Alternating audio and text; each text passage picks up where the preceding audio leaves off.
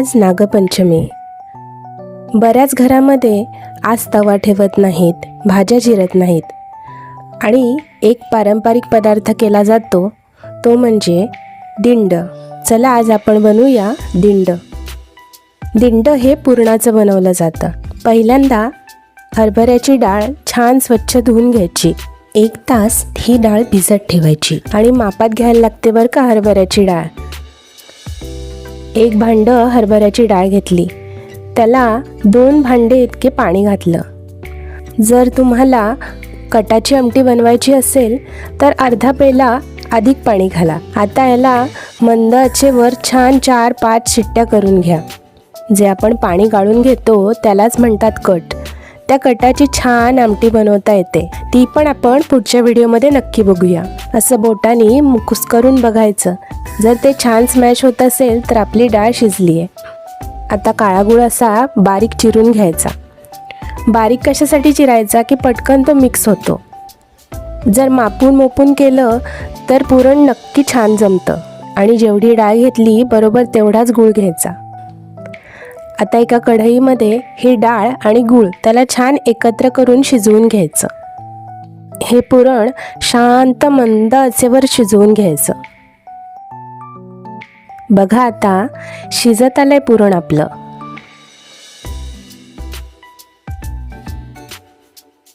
चला झालं आपलं पुरण तयार। कडेला लागलेलं पुरण असं सुकं व्हायला लागलं की समजायचं आपलं पुरण तयार झालंय।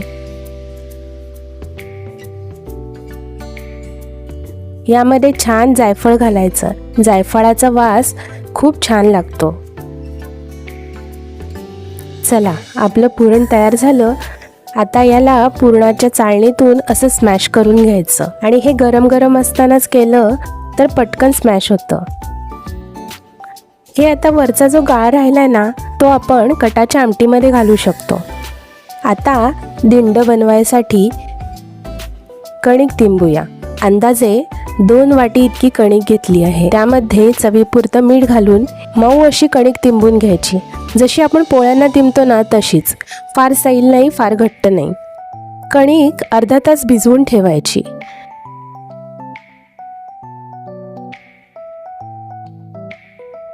जशा पुऱ्यांना लाटायला आपण छोटे छोटे गोल बनवतो तसे गोल बनवून हे लाटून घेऊया। जमेल तितकं कमी पीठ लावूया, म्हणजे दिंड मऊ लुसलुशीत होतात। हे लाटून घेतल्यावर जेवढी तुमच्या कणकेचा गोळा होता ना त्याच्या दुप्पट इतकं पुरण त्यात घालायचं आणि त्याच्या कडा आधी दोन्ही साईडनी दुमडून घ्यायच्या, मग पुढच्या साईडनी दुमडायच्या।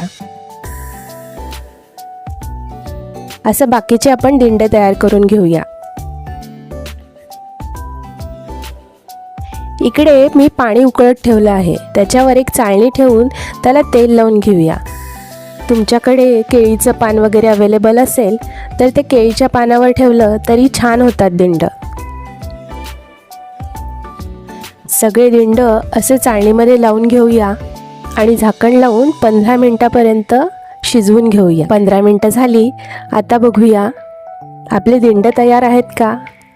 असं हात लावून बघायचं, आपल्या हाताला जर कणिक नाही लागली तर समजायचं आपला दिंड तयार झाला आहे। आणि शिजलेल्या दिंड्याला अशी चकाकी आलेली असते।